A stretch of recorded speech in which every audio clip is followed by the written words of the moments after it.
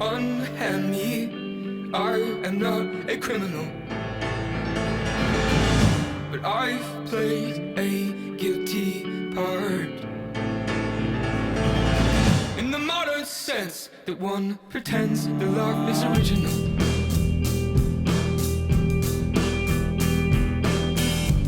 I wrote a book and I will call it something cynical.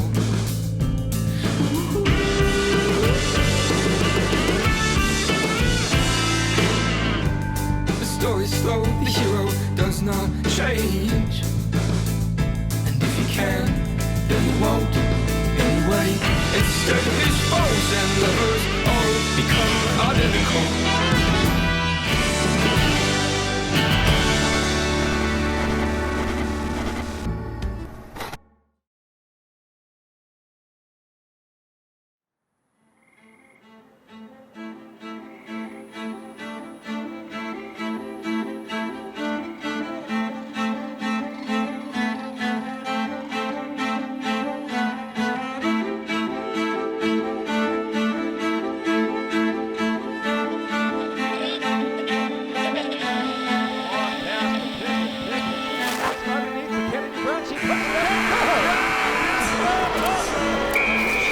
Goes inside, goes under the paint. Now gives it to Brown, a three-pointer, and it's good.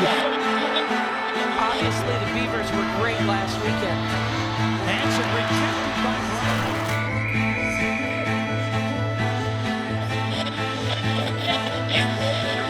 Slow him off the pick.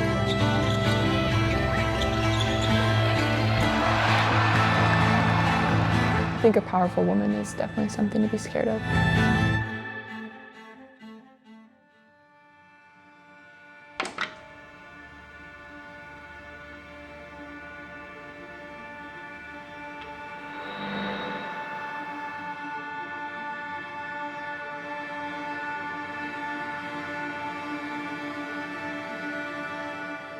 Kids would call me names like Sasquatch, Bigfoot. A question I got a lot of the times was, why are you so tall? Which I thought was funny. If you see a tall boy, it's not as uncommon. You don't get the same reaction. I think I definitely stuck out because I was a girl.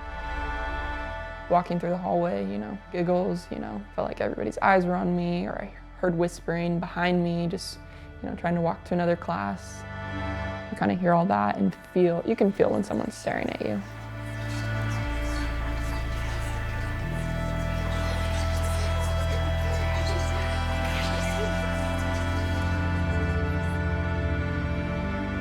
Just made me uncomfortable, and I wanted to shrink myself down almost to be normal and just go unnoticed.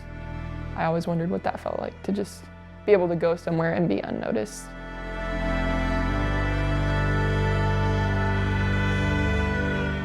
I definitely cried a lot. I tried not to cry in front of people or in public, but those are things I'd go home and think about.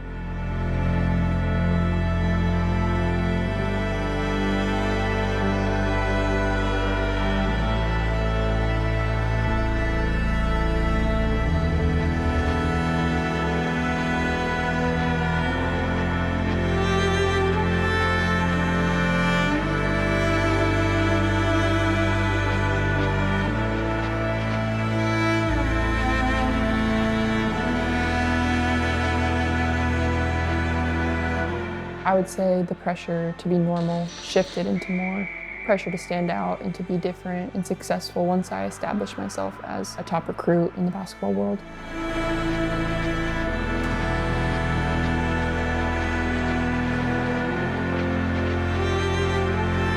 D1 means Division I, so in athletics, collegiate athletics, that's playing at the highest level.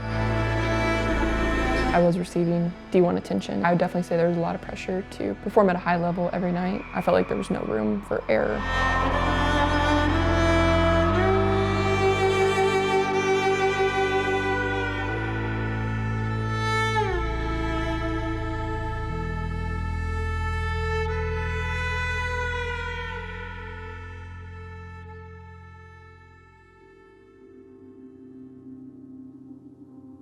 I think I got annoyed just because that was the only thing people wanted to talk about, it seemed like, you know. It's just basketball or recruiting or anything in that sort of realm, and just got tired of talking about it after a while.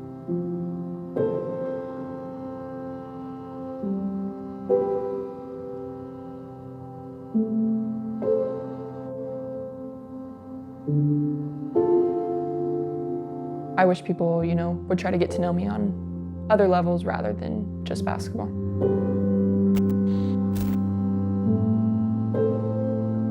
I've always been really hard on myself. I want to be perfect all the time.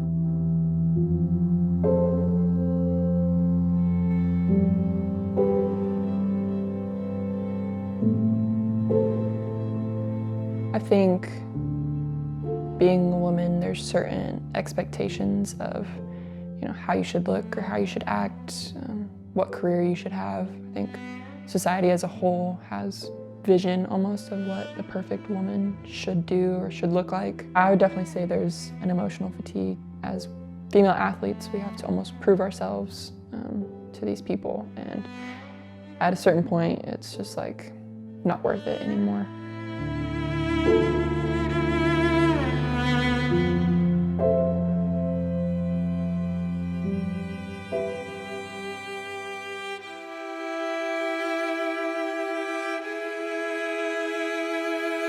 But personally, my drive comes from within, you know, just wanting to be the best I can be in everything that I do.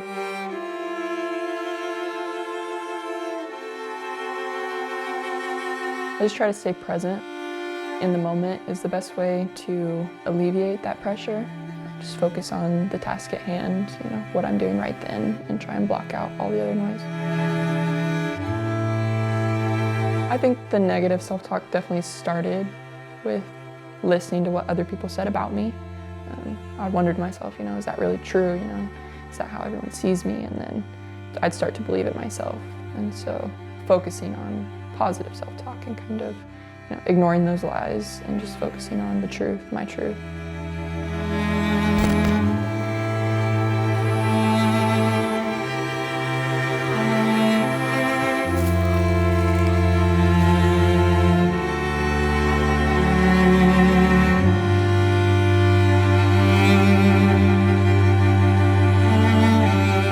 My truth lies in the fact that there's more to me than just basketball. There's more to me than my height. I'm an individual person just like anyone else.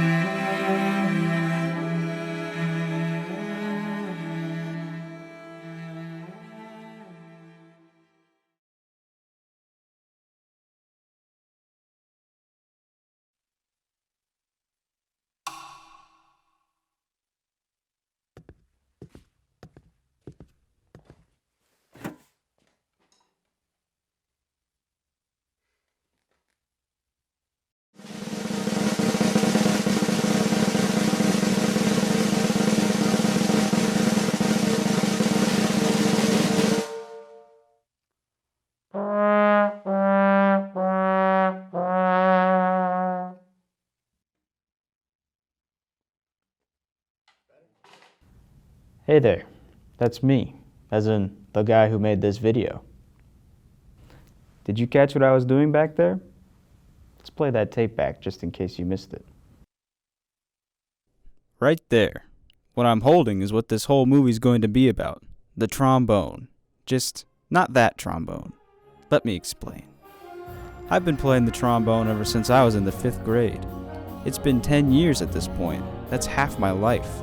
As a result, I've spent a lot of my time listening to some of the greatest musicians to ever play this instrument, from people like Glenn Miller,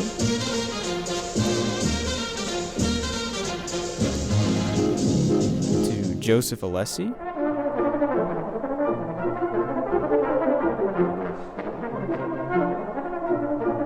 to even somebody who puts a more modern spin on it, like Trombone Shorty.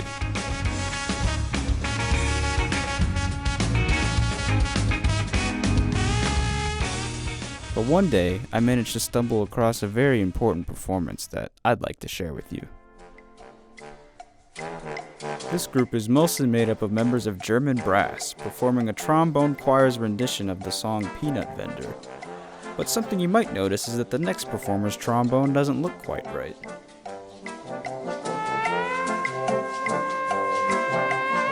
That's because he's actually playing the soprano trombone.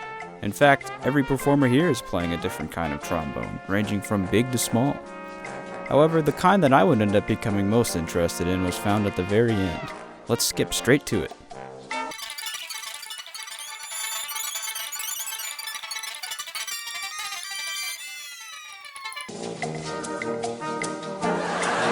It's the piccolo trombone.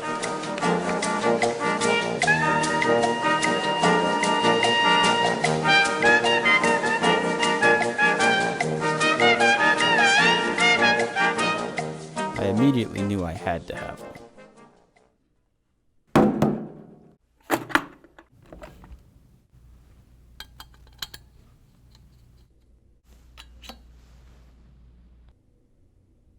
Now what? I mean, I've got this nifty little instrument here, but I can't find anything for it. I mean, there's no music written for it, there's no guides on how to play it. I can't even find a slide position chart out there. So, at this point, I'm determined to figure out how this thing works just by playing it myself. I mean, really, how hard can it be?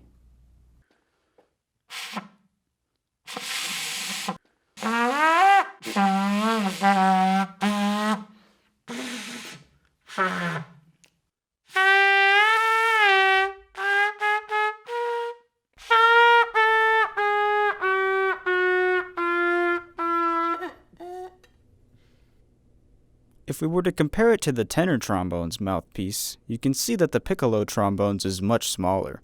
In fact, it's actually closer in size to a trumpet's mouthpiece.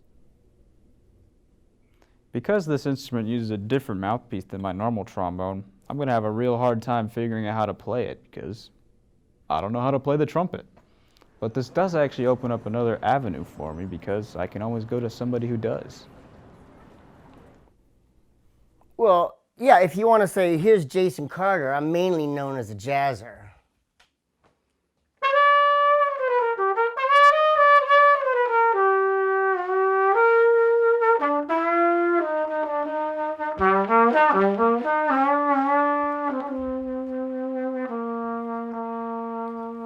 Surely somebody who spent decades playing brass instruments will have at least heard of the piccolo trombone before. I have never heard of the piccolo trombone before. So when you showed it to me, I was taken aback, actually. It's really pretty. Hello? Can anyone come to my studio and play the piccolo trombone? Guess what? I got a victim. I found a victim. Ah, the victim is here. Come on in. Is this part of, oh no. Don't worry, don't. Now, I'll get the biggest mouthpiece I can get and see if you can play it. I don't even think, oh my god. This is Dan Sherman. Hello. He's a DMA student here at the Fred Fox School of Music. No promises. How do you even hold it? I don't know. You gotta figure that out. Ha.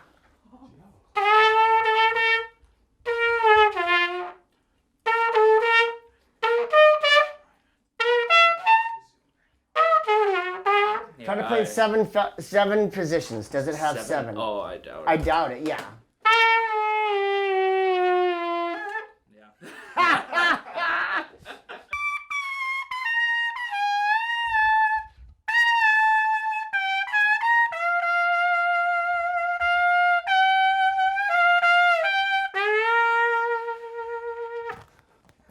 Okay.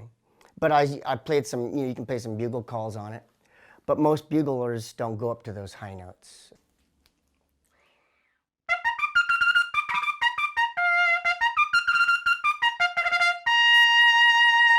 except it's usually an octave lower than that.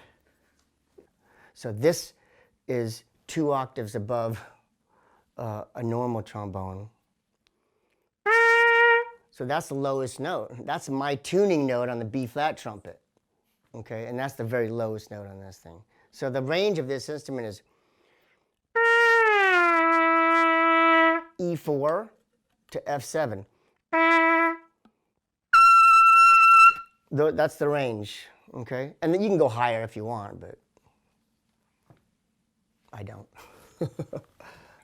Yeah, I can see a clown on a unicycle going around playing, doing stuff on this, but not making too much music on it, you know. You can, but does anyone want to listen to that music? That's another question, you know. So at the end of the day, I can't say I wasn't a little disappointed. This instrument that I thought was so unique and interesting turned out to be unused for some pretty good reasons. But something Professor Carter said stuck with me. Yeah, I can see a clown on a unicycle. Maybe it's not the instrument itself that's the problem, but rather finding a situation where it's actually appropriate. And so, now I'll be spending my time preparing to hopefully one day give the piccolo trombone the performance it truly deserves. One day.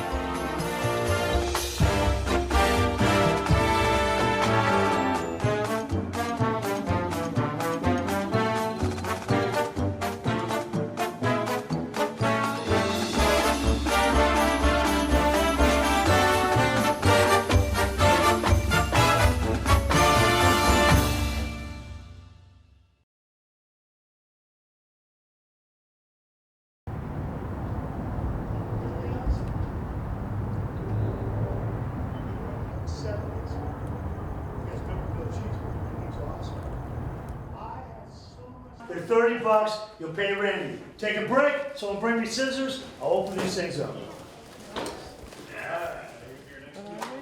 I don't know, I'm gonna go find out. What are they? The dynamite sticks. Oh yeah, we have one. 12, yeah. We have one.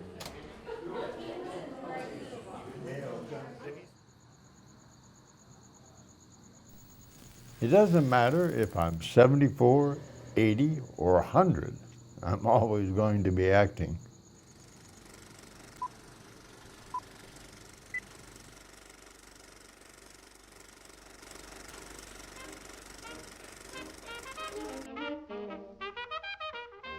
My name is Russell Thompson. I was born in Columbus, Ohio. Raised part of my life on a dairy farm in a very, very small community in central Ohio. A very weird name. The name was Outville. When I was 13 years old, I did what they called summer stock, which was board work. Plays, Broadway productions would come around, and then the towns they'd set up and they'd do a production, and they'd pull a lot of the locals in as extras and background, etc.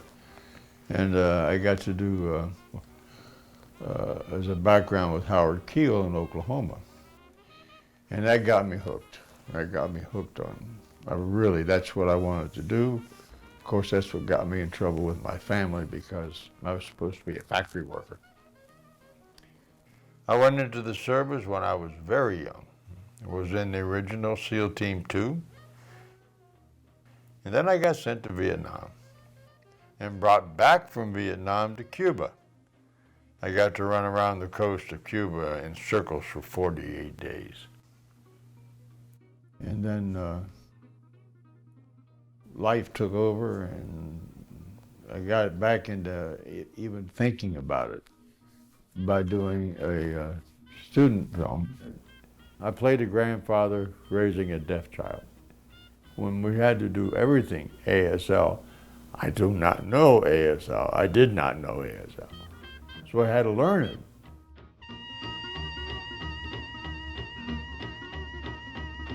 I'm taking acting classes right now with Chuck Williams and his master acting class here in Tucson, and enjoying every minute of it.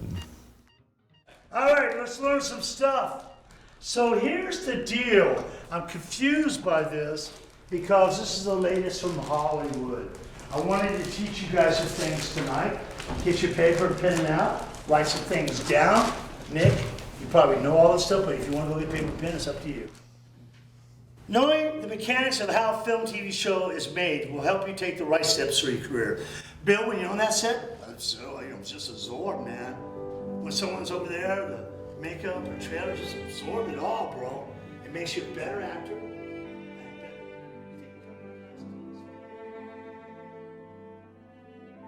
I love acting. Acting to me is transferring the message, taking someone else's words and thoughts and building a character to transmit those words and thoughts to someone else through something that I create.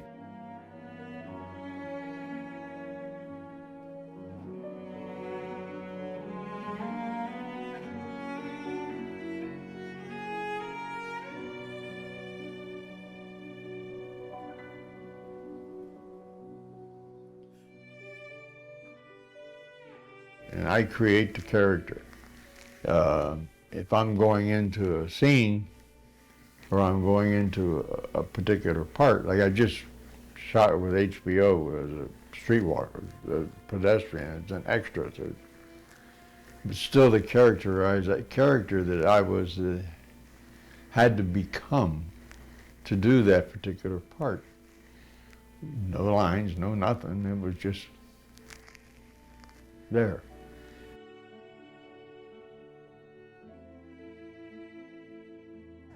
All right, I love you guys. Got one more and we're off. We're done. Here we go.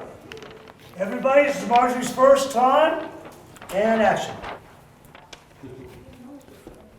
Hey, I know you. Aren't you from Chicago? You moved there a while back. Yeah, no, it didn't work out. She kicked me out and we got divorced. So I'm back here. What if I do? Cats like you, she let go? Oh, well, I'm sorry. So, are you working at Tommy's again? Oh, yeah. Better tips, better hours. How about you? Well, I'm at Shake and Bake, and you know, I'm quick and you're hot, baby. That's our slogan. What's your slogan? Oh, we'll get to you when we're ready. Okay.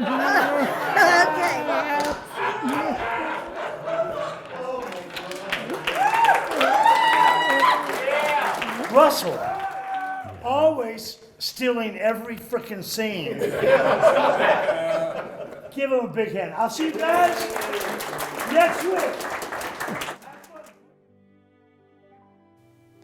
Acting is my passion. I never want to stop. Even if I don't make money from acting, I'm still dedicating myself to it. Am I going to die? Yeah. But I'm going to be on film. It's going to be there forever. So I'm not dead. Acting is what feeds my soul.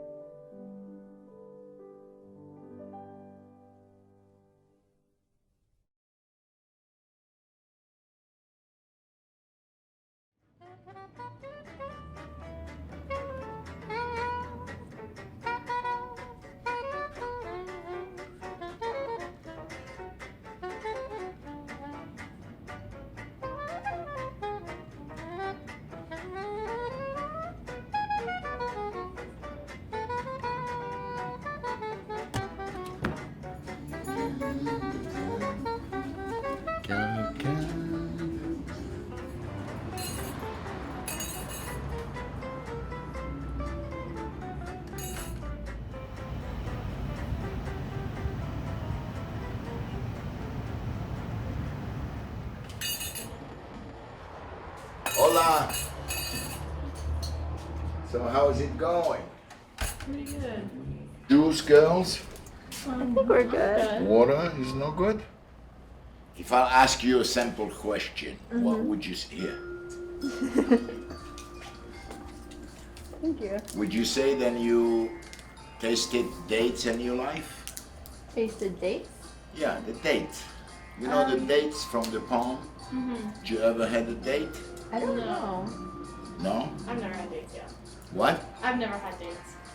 Okay, so.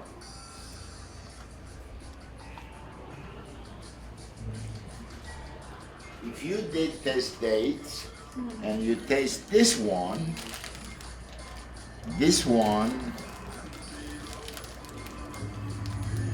will make the dates that you tasted a piece of shit. Here, have one.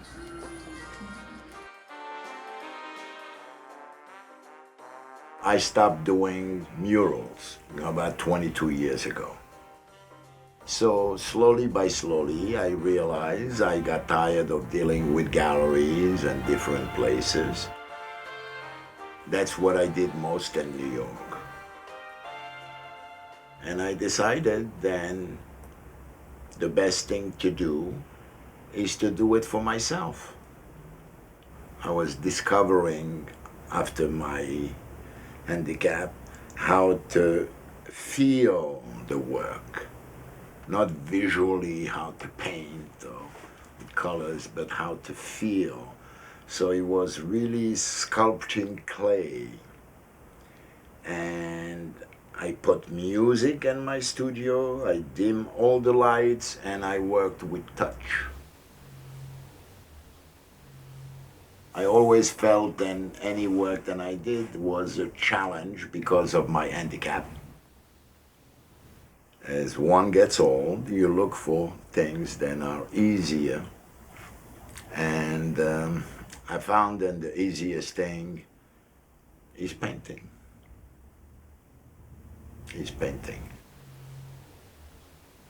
I work when I see something. I don't paint from pictures or from different things than I see. I don't do portraits or anything like that. And I see it. I actually see it within. And when I see it, I just get to it. And within a couple hours, it's done. And it served me right for many, many years. And here I am.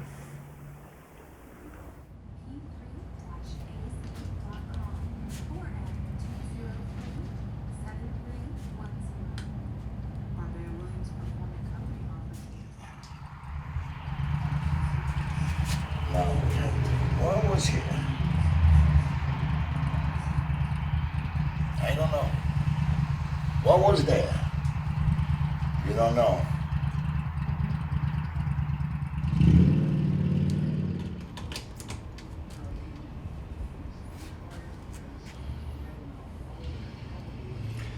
The only thing is I have to do more glass now, and I'm tired.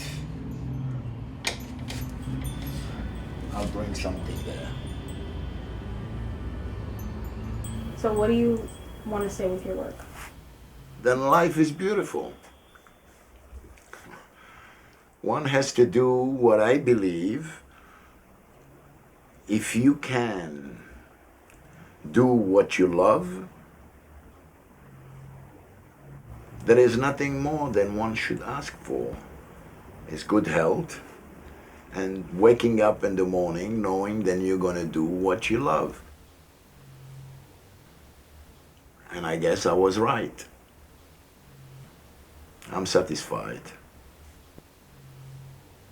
But if I had to give myself real advice, I will say, je ne regrette rien.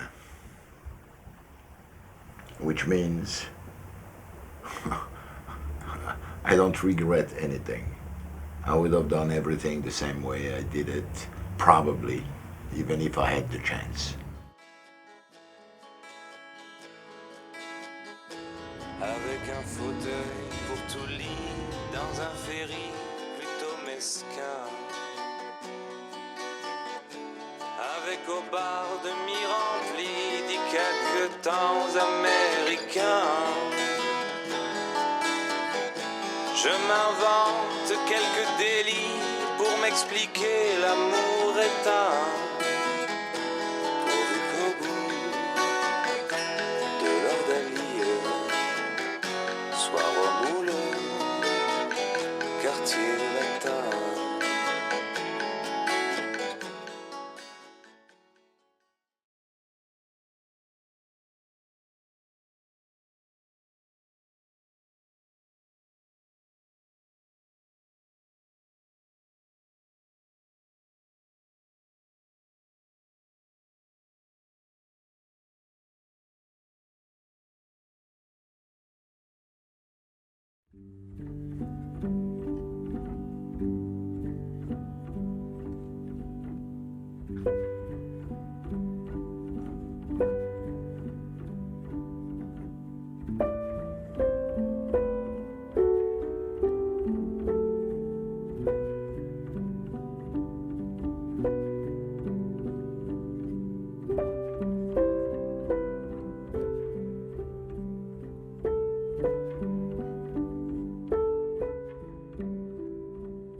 I remember giggling my senior year because it was like the joke that like to put Kat in a pink tutu was like a joke. Like I think people started to kind of recognize it before I did.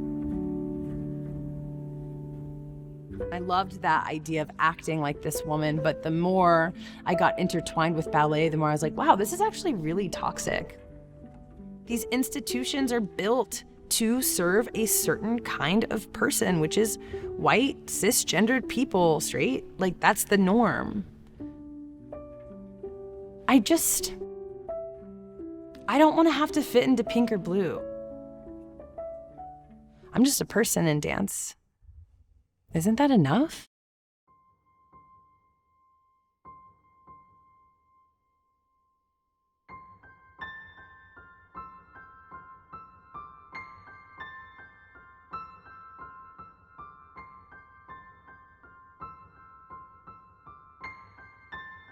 I do not exist in gender, and I exist in gender all at once. So to be non-binary is like to be everything and nothing. It's not a third gender. It's not gender. That's the whole point.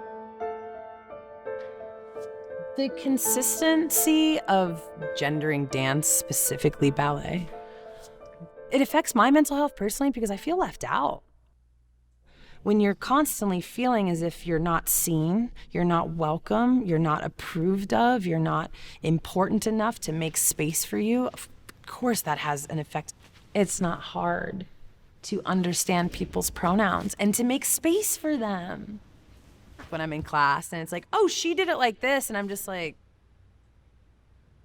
it's not personal, but it is personal. It's not personal for you, but it is for me.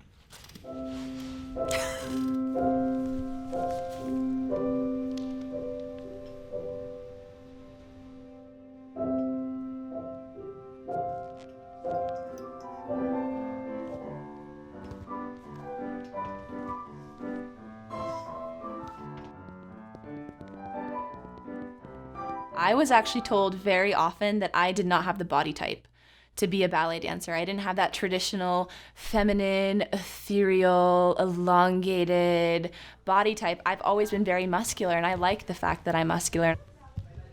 We are given these ideas and these images and these looks based on our gender. However, if we look even slightly different from that exact image, we're kind of cast aside.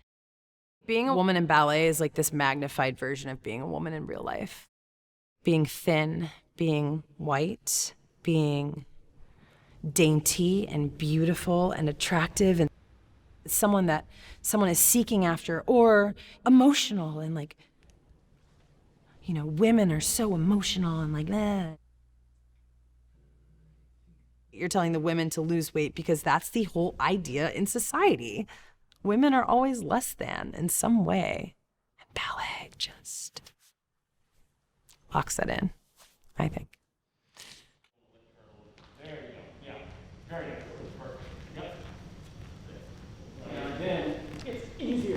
When you're partnered with somebody for a piece, it's almost always a love relationship, and it's between a man and a woman.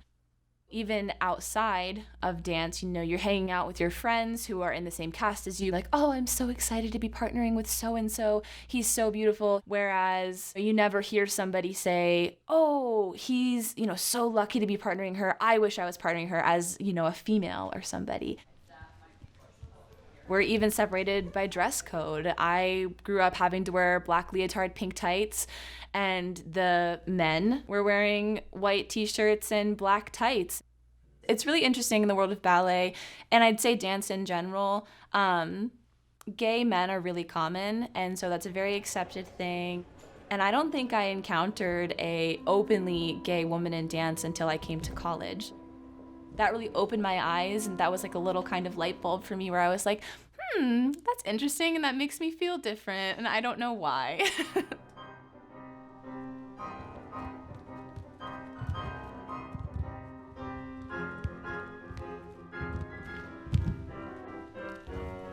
My decision to take men's class was a funny story. We were in the middle of COVID and whatnot at school, and so we had these restricted class sizes. Scheduling was really challenging. My advisors approached me and they were like, hey, we really need you to switch one of your classes. If you switch your class, we'll let you take men's class, which is something I always wanted to do because men's technique really promotes things like higher jumps, better turns, stronger core, and I was really interested in doing that. It was really an interesting dynamic because I was and still am the only female identifying person in the class. It really pushes you in a way that a normal ballet class doesn't, and I feel like if everyone was given that opportunity, dance would really transform. Why is there a men's class? Like, why can't everyone do this class? It doesn't make sense to me. It's just jumps.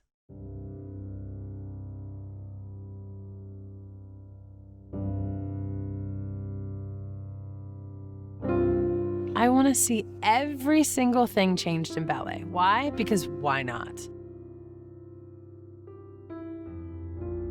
Ballet feels very dated, and I think there's something beautiful about that, right? There's this history. So because the foundation was built, can't we challenge it? Because ballet is beautiful. Imagine if it wasn't shaming bodies and perpetuating mental illness, and if it wasn't so exclusive. I want to see trans people in principal roles. I want to see non-binary, gender non-conforming, queer couples. Rather than to change ballet, what about how to evolve ballet through education? I challenge anyone to just be okay with being wrong, be okay with not knowing, and be open to learning more, because this world is full of so many colors and we don't have to stay in pink or blue.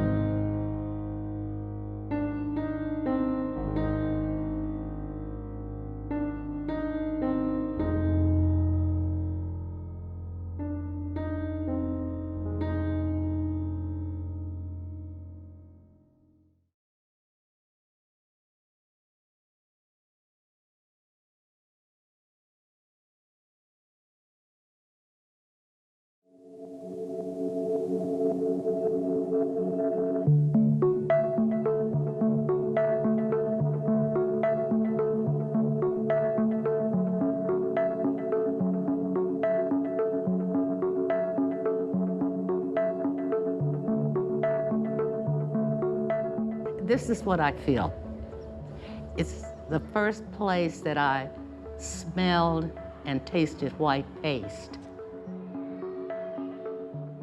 That smell is just, to me, beautiful.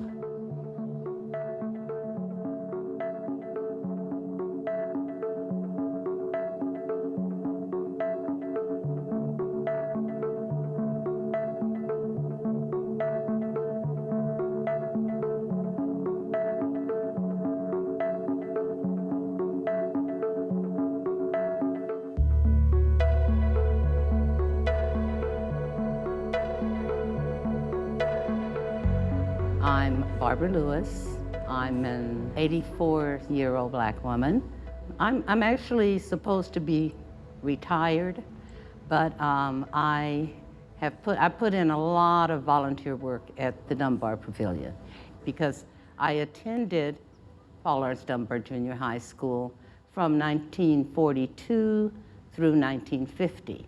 And my mind tells me it was awful, but my heart tells me that I loved it, that I loved mostly, you know, it was just like any family or any place. We had our problems, but we had more good than bad because we were like a family. Sometimes I'm conflicted.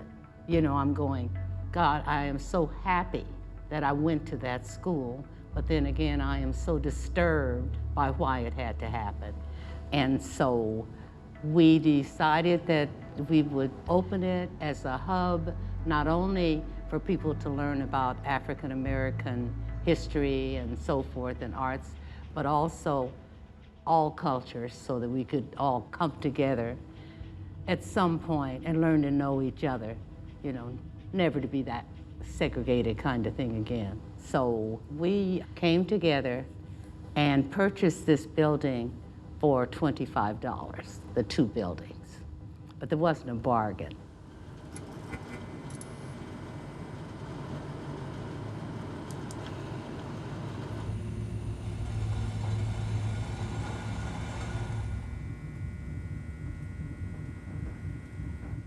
All the ceilings were falling in because it had stood empty for 20 years.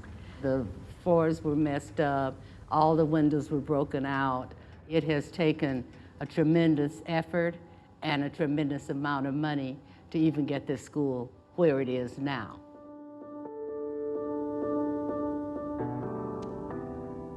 I am Amber Coleman. I am a PhD student in the Art and Visual Culture Education program. My role in terms of being a graduate student developer is working on the project with the Dunbar Pavilion. I feel like what the projects are storytelling, helping either partners or different organizations to tell stories about people from the past and the present.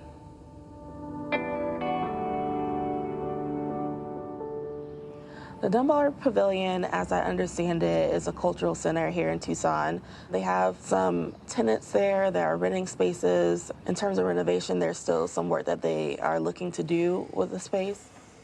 So remember, it's getting redone, but this auditorium's been this way since 1948. Chris Lander, who the auditorium is named after, had foresight.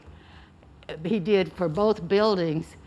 The first thing he did was put in the plumbing and the electricity, and which are the main things and the most expensive things. And so with that done, it is construction, but it's really cosmetic that we have to do plaster, cover, you know, finish this. Ductwork's already in. So that's good. Anybody want to sponsor a room, we'll gladly take it. We figure it takes about $30,000 a room.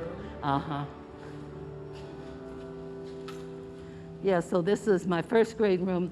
You know, the funny part is, I should think of it in a different size because right now, I don't remember it being this large. I don't, and I should be thinking just the opposite because I was 5. Yeah. I kind of know where I sat because of talking so much right up front. Boom, you sit here, right? Barbara, who's one of the members of the board and the archival committee. As a former student, she was able to walk us through the spaces, to let us know what those spaces were used for, just like different things that were happening in the school. So while we were just kind of getting an orientation to the space, she was also sharing her story of being a student there. So we are planning to meet with the archives committee hopefully sometime next week, and we are looking to offer them a rendering of this 360 footage that we took the last time we visited so that they can kind of see what does the platform look like.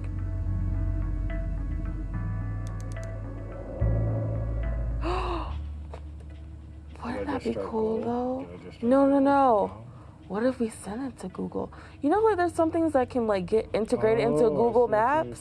Like and I remember you could go look in the app and they had like a map of the inside of the stadium, but it was made with Google. How could that be integrated into something like this where like everyone accesses, you know? It gives it a wider reach. And go look at the map of Tucson and it's like this little hotspot, like check out the Dunbar, you know? Back at home, I also attended a predominantly black school, which is also now closed. I feel like I would love to see what is happening with the Dunbar now in terms of the revitalization. I would love to see that back at home. How do we go about preserving these histories, preserving these stories, not only for our present, but for our future?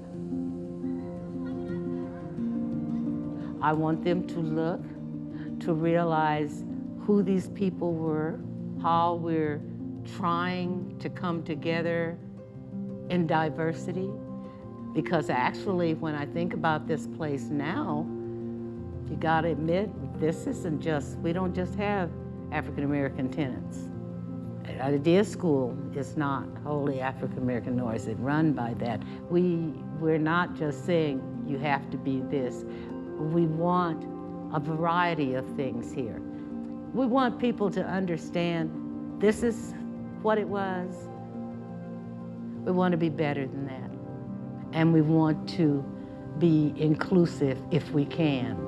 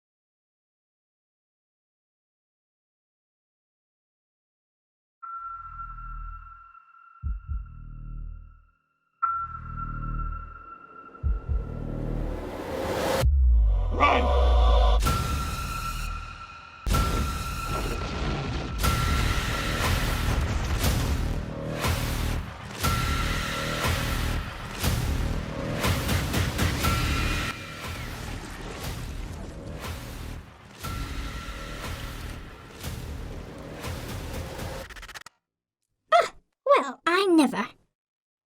Oh, hey there. Welcome to my humble abode. You know, you humans don't really appreciate me, or the 7,000 plus species of us. And sometimes I let that get to me. Anyways, I want to set the record straight once and for all. It might not seem like we're doing much down here, but I'm actually keeping you alive up there. So, buckle up. It's gonna get a little bumpy. Whoops, wrong way. This tunnel here is my magnum opus. We earthworms move through the soil the right way, by eating it. We don't use our arms or legs to move like those winged demons up in the sky. Instead, we just gobble it up. That's basically our job. We ingest the soil and then mix all of its tasty minerals and particles around in our guts. We only end up using about 6% of our meal, and the rest becomes boop. Spicy. Us eating and making tunnels is how we got the nickname Engineers of the Earth. We're not just eating the soil, see? We're creating spaces for plants to thrive and for microorganisms to reliably travel through. The soil has these existing cracks and planes of weakness built into its structure, and we mighty fine earthworms can push through when others cannot. Imagine us as Pac-Man, but way better. Uh-oh. Sounds like one of my mortal enemies. The M's. Moles, mice, mites, millipedes. We better get going. I know a safe spot.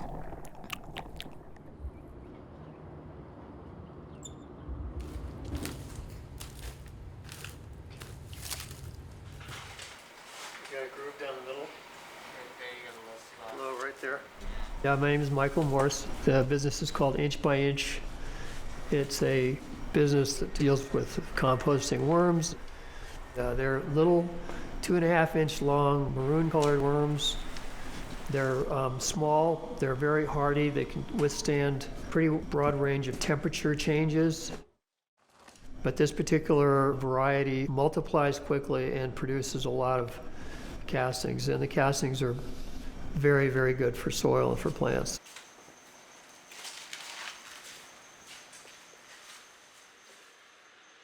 Though it may seem that all of us earthworms just burrow down into whatever dirt we like, many of us actually have particular preferences as to where we want to make a life for ourselves.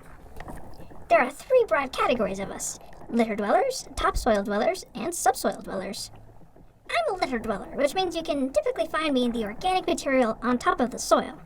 They usually call me a composting worm because I am great for your composting bins.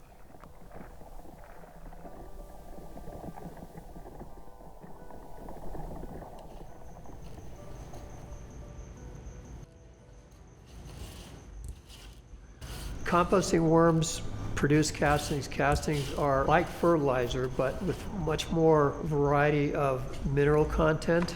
They're balanced, so they're safer for soils.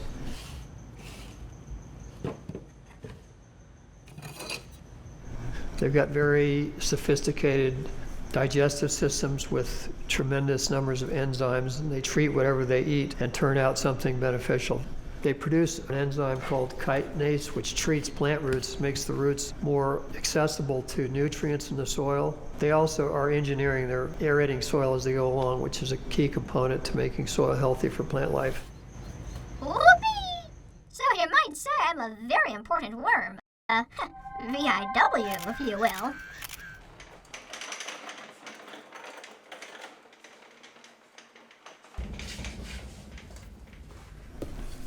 I like working with worms because I've gotten to know them a little bit.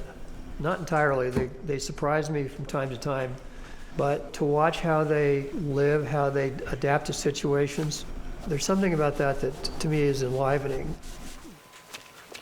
Watching them respond positively to when we feed them, to when we give them water. We feel like we're producing something that is a benefit for plant life, especially for yielding trees, fruit trees. Ultimately, at some point in time, we want to help start community gardens, help the schools with their gardens. We want to be part of that process of making it worthwhile.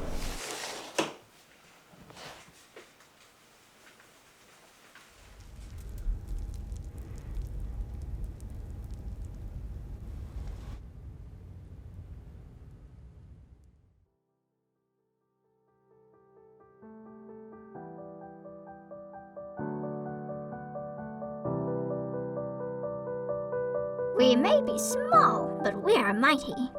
Earth's soil has been dubbed by the scientific community as the final frontier. Humans know more about the vast universe and the deep ocean than the soil that I live in, that you walk on every day. And you don't just walk on it, but you eat from it, you build homes off it. It's a crucial element of life on Earth.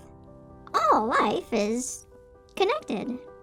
Especially in this day and age, humans are using up resources at a faster rate than can be returned, and with largely ineffective systems in place to properly complete Earth's natural cycles. People don't think this is an important topic because we're just earthworms. But what we can do, what we can create, is imperative in confronting the important issues we all face. This big blue ball of life depends on all of us.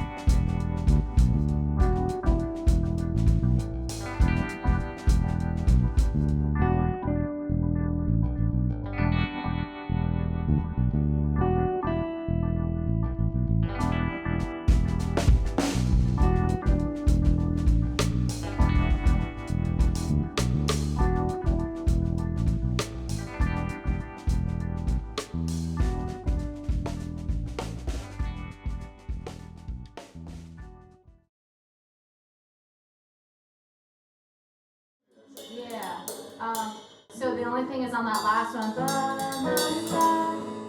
before we break it into the stops, we hold it for an extra measure. Yeah. So there's, this is the first time.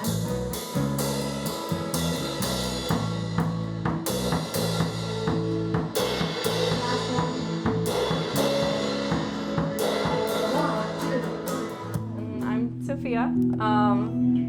I play rhythm guitar and mainly acoustic, sometimes electric. The boys started playing this little tune. You wanna you and me play through what we Yeah. were doing so that Connor and Noah can kind of hear? Yeah, we're gonna play through the whole song. I want to hear something.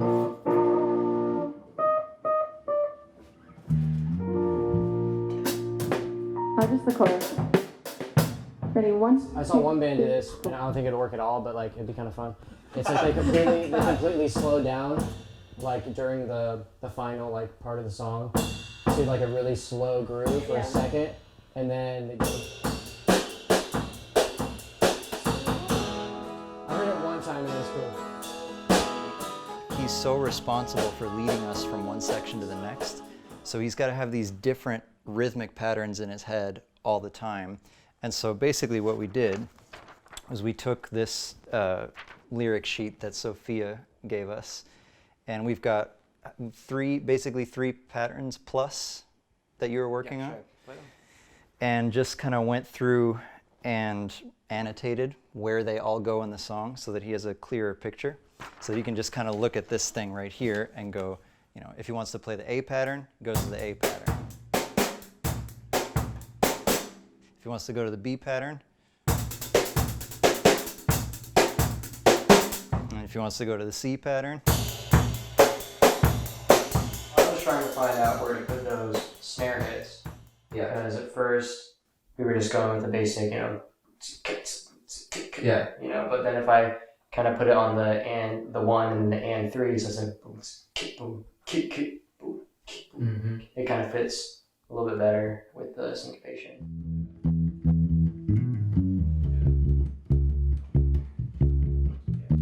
But if you want to have parts that make you feel something or make the sound have a certain vibe or a certain energy that's like, huh, what is going on here? Then it comes back to rhythm. Feeling this drum and guitar vibe that was very smooth, very rhythmic, very groovy, back and forth feeling that you get. And so if you can create that musically with rhythm, instead of trying to fill space, we're trying to create space so that interesting parts can fill it naturally. I think it sounds cool on the bass, but like how many shebangs do you want to do? One. I think One shebang, I think. And then you come in for the second one and she comes in for the third one. shebang is our new phrase for A phrase. a shebang is our phrase for a musical phrase. It's coined by Noah.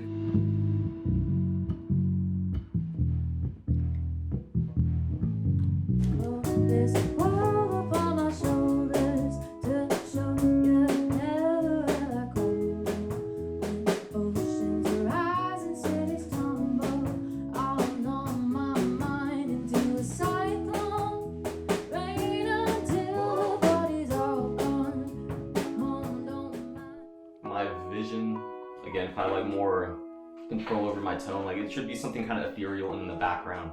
So that should just kind of like, it's something repetitive. So like I'm not changing a lot harmonically, but I want to change more tonally. And what's happening is like the bass and the drums, that's what's giving that driving pressure. I was talking about like all the slight differences in rhythm. So again, what the guitar is doing is pretty like bare boned rhythmically. So I guess when I'm trying to think of like different lines, or if I'm songwriting or like composing ideas, I try to take rhythm into account. I'm like, oh, this is something that fits within another structure. And it's something that I think should kind of go unnoticed. Like people aren't really going to be paying attention to that, but they're going to like feel it and say, I don't really know what's happening there. You're just like, oh, it feels good. So that's kind of like the whole point. What we were thinking was that you'd have a fucking crazy solo there, and just like go as wild as you want to, basically.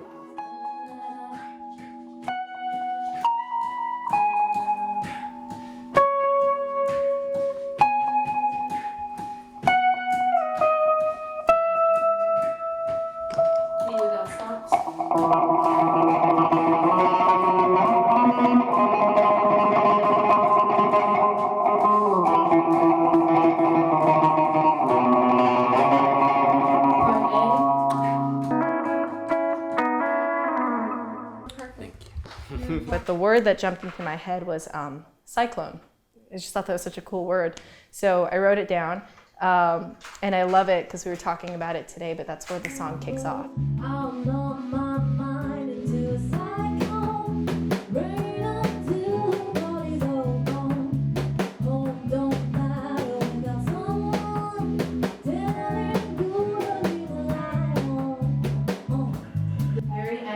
That bridge, right on my head. I always write just in the order that I want the story to go. So like the first verse is, I'd hold this world upon my shoulders to show you that never will I crumble when oceans rise and cities tumble. I'll numb my mind into a cyclone. Yeah, that is. Yeah. But the song lifts your spirits anyway. Yeah. I don't know. To me, that's. Yeah, rain until the party's all gone. Home don't matter without someone telling you to leave the light on, which can be really, really sad. But that could also be like, wow, we finally realized what home means because we have that person. You know, so like you said, it's melancholy. It could be either way. The bridge, I thought, if we wanted to, I guess, it would be like a, is it G sharp? G sharp, yeah. Okay, so F sharp major.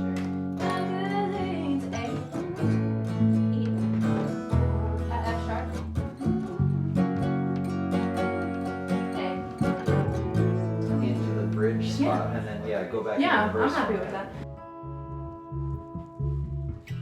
I hold this world upon my shoulders to show you that never will I crumble when oceans rise and cities tumble.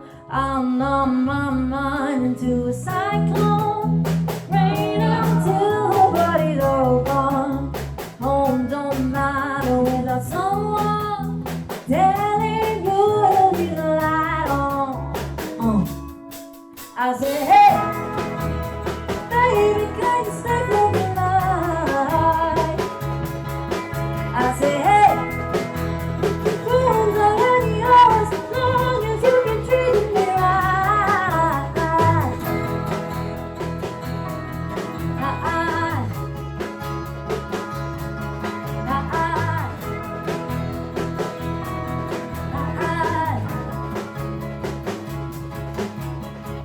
Somehow this cosmic love between you and I strengthen my world.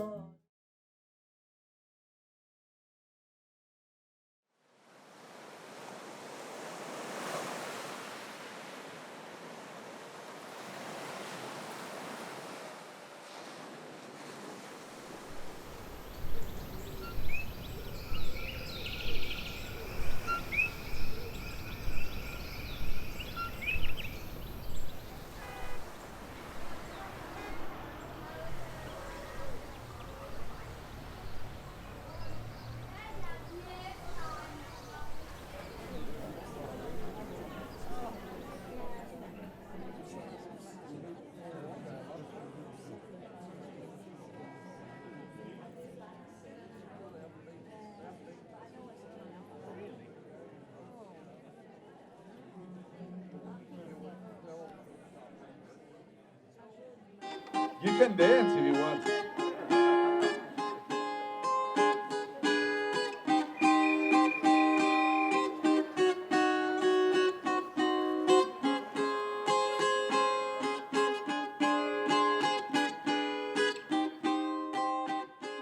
This genre is very special to us because we grew up playing this music. It's a way for us to reconnect, and we have received a lot of great acceptance in Tucson listening to this music.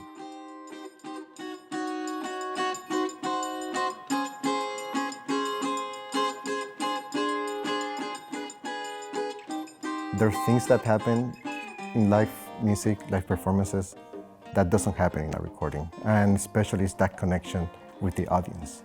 As a musician, you feed from that, so it's not only just playing the music, but it's the interaction to see how the people react.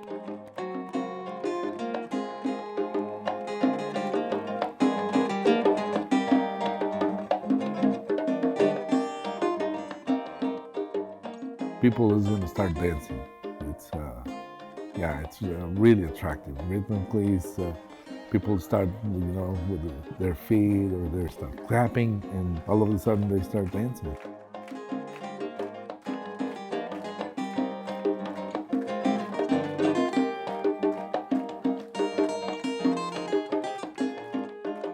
When you feel the energy of the crowd and they're liking it, then it sounds one way. Some other days it doesn't sound that great. That's the beauty of it. You put your heart out and see what it comes out, and hopefully something beautiful comes out.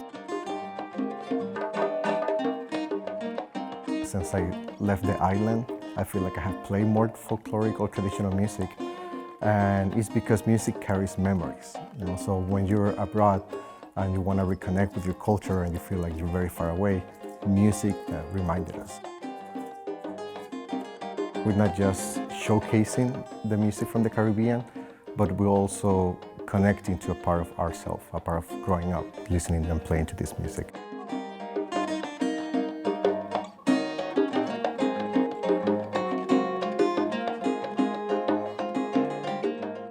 We love it when after a concert, people come back and say, hey, what instruments is that? So we can talk a little bit about the history of the instruments, and they ask about everything, the congas, the maracas, like, what is this? How do you play it? And that's one way of sharing, and that's one way of sharing your culture with other people.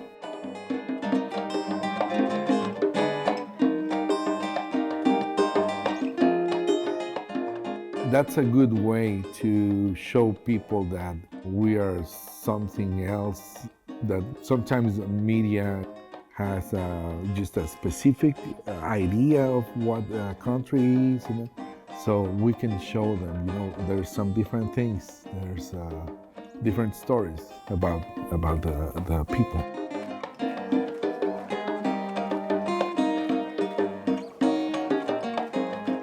Every culture has their own version of folk music because it tells the stories through sound.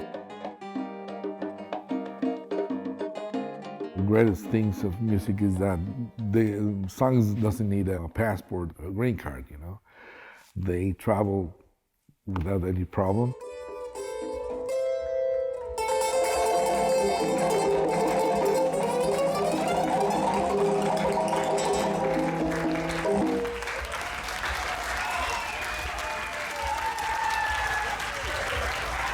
Thank you so much.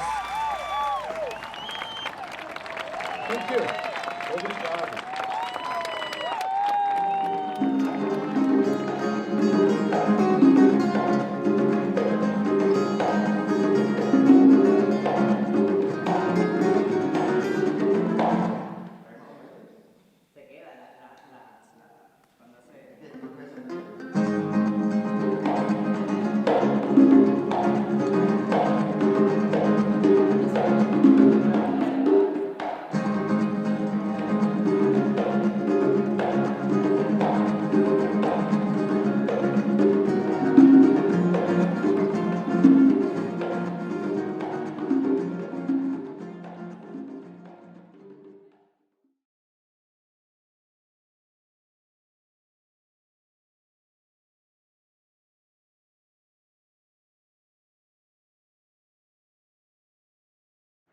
Well, what I feel very strongly is that we mustn't be caught by surprise by our own advancing technology. This has happened again and again in history.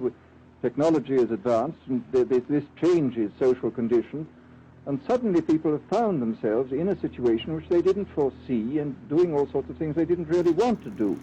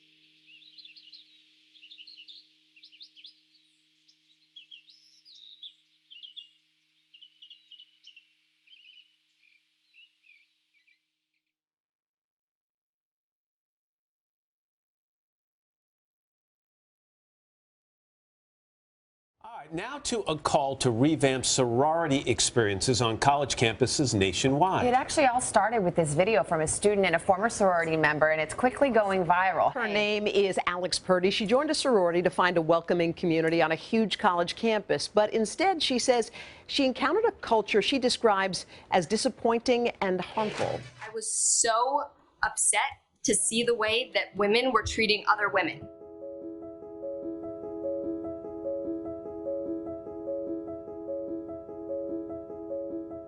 My thoughts on joining a sorority were always positive, but once I was in the system, my first sorority experience not only made me question my chapter's integrity, it also made me realize that there's a drastic difference in the treatment between fraternities and sororities.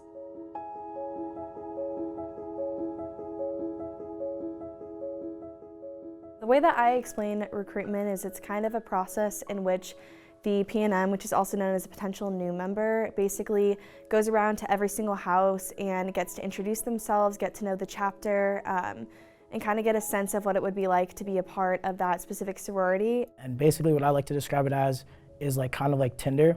It's kind of like a match system where it's like, if you like them and like we also like them, then it's kind of like you send to the next round, and then every day write their top fraternities, revisit them the next day, and the cycle keeps going until they get to like their last two, and then they decide from there. Bid day comes, and then hopefully they get a bid through the fraternity that they wanted. So basically, when I went through formal recruitment, I ended up getting 2 houses, and I was like, you know what? Not what I expected. My recruitment counselor refused to listen to any of my questions and concerns, and I felt as if I had no other choice but to sign the Maraba agreement. So a Maraba is a legal binding contract that you and I both signed when we joined a chapter. So basically what it is, at the end of recruitment, so when you get to your final step, you have usually 2 chapters, and then you put your first choice and then your second choice on the agreement. So the next day, when you open up your bid, you will get the chapter that decides to extend a bid to you. After I joined my first sorority, I tried to make the best of it by joining committees, getting myself more involved, just trying to find a connection. But my initial instincts were correct, and that the sorority chapter was not right for me. Women in leadership roles made multiple comments about how I should change my appearance. The treasurer mismanaged funds and tried to convince us to pay additional fees to hide the financial discrepancy. But the incident that made me not want to be associated with this organization was when 26 girls were sent to the hospital, one having to be intubated. The actions of my former sorority led me to be granted a Maraba appeal, which was a long, grueling process where I had to write up all the offending incidences in hopes to be released from my former chapter. And it took about a 5-minute deliberation between the National Panel and a council, and I was granted a Maraba appeal. You know, it's unfortunate because you can see guys don't have to go through all this. There's no such thing as a Maraba or a Maraba appeal. So if they, didn't like their first chapter, they can just drop and re-rush. I would say if it's a new member who did indeed take a bid to the fraternity, but he wasn't initiated, I believe that he can drop and still pledge another fraternity. You can just rush the next semester or whenever you want.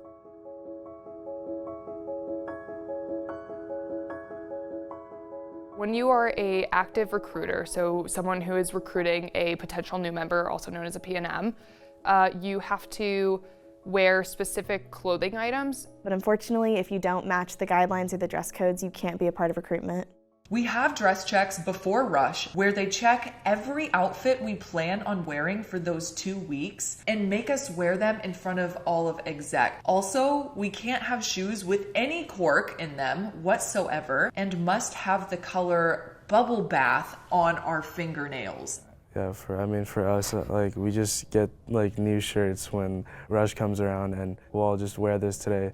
If you haven't got it yet, just wear old shirts that are has letters and somewhat the same color. And pref day, it's literally just business professional, and just wear it doesn't matter what colors you're wearing or not, anything.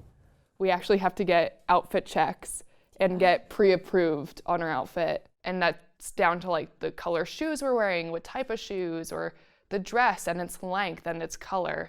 I can't even explain exactly every single thing that we're monitored by, but every single time I have ever talked to a friend in a fraternity, they literally like poke fun at it, honestly. They make fun of the rules that we have to follow because they're like, dude, you guys sound like you're being like watched by the FBI. Like, it's so particular that it's almost insane because I don't even know how they think of some of the rules that they've come up with.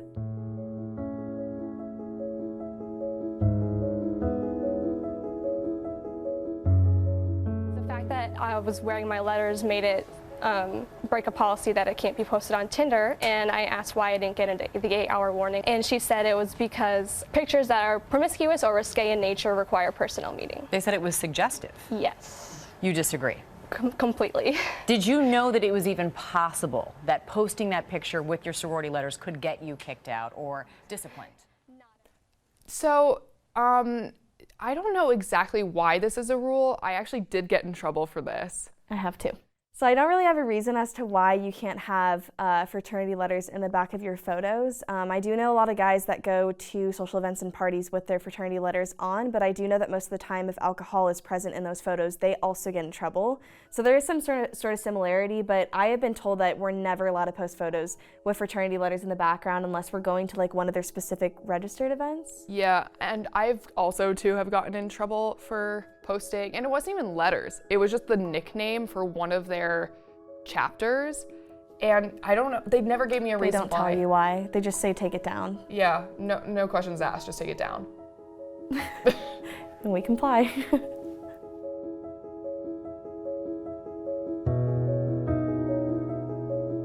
During my time in the fraternity, I haven't gone to a meeting regarding Title IX. It was a mandatory event. It will be someone here on campus who is very aware of Title IX regulations. So, for example, if a girl was unfortunately assaulted, this webinar would basically give us the information that we need to figure out what we can do about that. Title IX is a federal civil rights law that was passed in the 70s. It prohibits sex-based discrimination in any school or other education program that receives federal funding. I do not know what Title IX is. Not off the top of my head, no. It's a real problem that fraternities aren't receiving information about Title IX. This is about gender equality, and if guys aren't made aware of the regulations, how will they treat women fairly? Fraternities are allowed to host parties with alcohol, but sororities are not. If sororities could host parties on their own turf, it could reduce the number of sexual assaults on campus. Being in their own chapter facility during an event would give women more control over the situation. By refusing to change gender-based rules, sororities are imposing a double standard.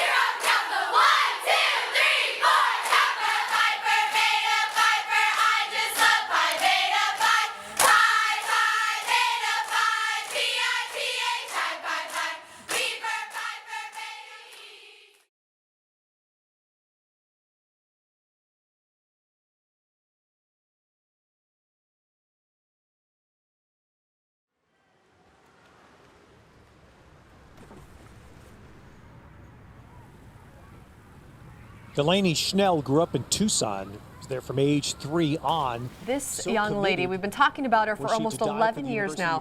Delaney Schnell continues her trek across the country, across the world, competing in the sport she loves for the nation she loves. Hi, I'm Delaney Schnell. I'm an Olympic silver medalist in the women's synchro 10-meter platform.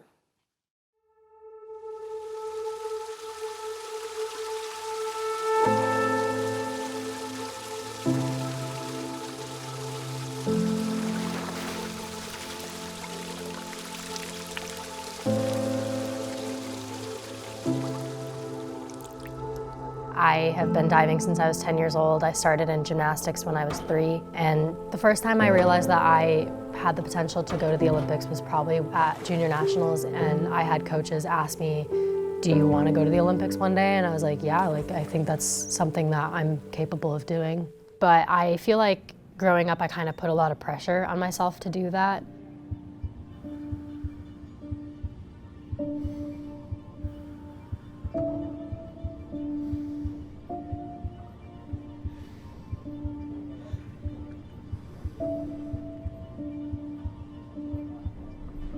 I get a big thrill out of competing, and training just gives me that aspect of I'm really working for something.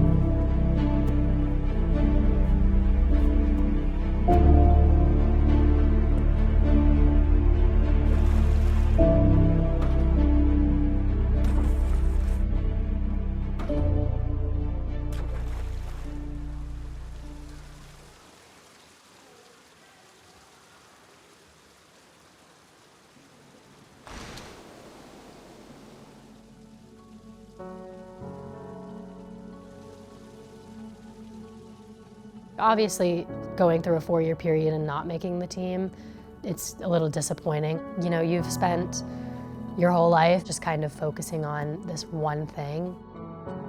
I was very burnt out. I really didn't want to dive anymore. I was struggling to enjoy the sport just because I've, put so much pressure on myself for this one goal.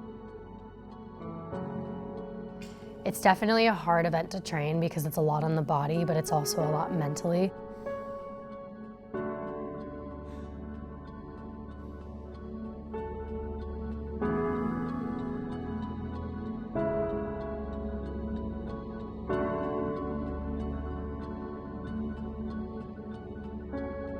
My freshman year of college, I went through losing 3 coaches, so I pretty much just saw no future in the sport.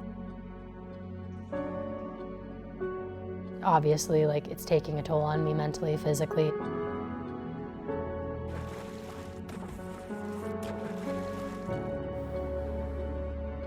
But then Dwight, my coach, came in and he kind of sat me down one day and was like, you put a lot of pressure on yourself. I've noticed you expect a lot, but you're human. You can't be perfect all the time. And just kind of told me, you need to learn to love the sport because you want to do it for the little girl that started in the first place. And so those words kind of stuck with me, and that was kind of that aha moment for me. You have to remember you love diving and you do it because you enjoy it, not because of a medal or because you earned a spot or whatever. You just missed out on that spot in this event 5 years ago. Delaney, what does it mean to realize an Olympic dream today? It's still really overwhelming. It doesn't really feel real yet. I'm still pretty shaky, but it's been my dream since I was 4 years old in gymnastics and now in diving, so it's really cool to finally make that a reality. The Olympics was everything I had imagined it would be. And opening ceremonies is huge. That's kind of the moment when you walk out, it's kind of the moment of, wow, I made the Olympic team. It's kind of a realization moment. This is my bedroom. Same thing, we got, my letters from home. And then I got the balcony right here, which we've all been using. And then we got a nice, gorgeous view. So pretty. So pretty. This is it. When you go to compete on the biggest stage in the world, everyone's watching, and that alone can be pretty stressful.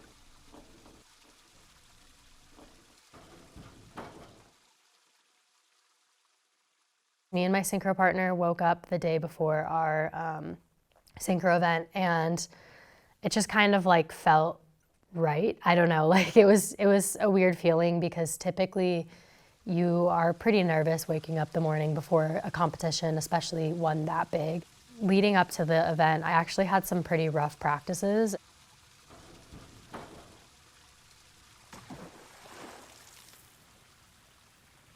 I was kind of shocked to not feel nervous because those practices didn't really make me feel prepared.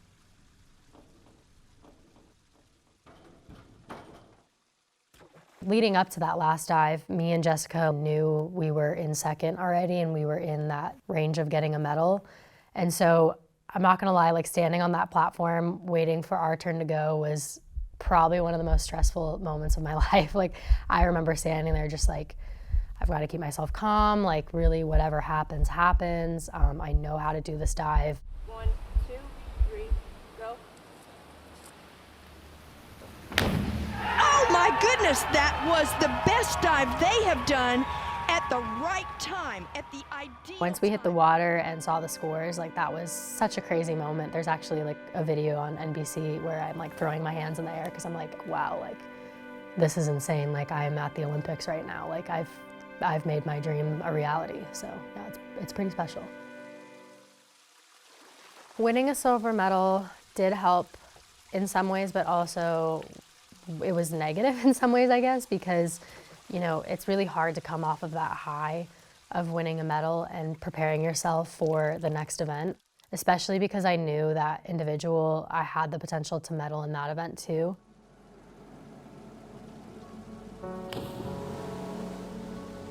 I think, unfortunately, I let the pressure get to me in the final because I knew I was third both times in the prelim and the semi. So my thought was like, wow, like, okay, like I'm basically the one expected to get this medal. And so I feel like I put a little bit of too much pressure on myself, but overall I'm very happy with how the Olympics went. I think it really couldn't have gone any better.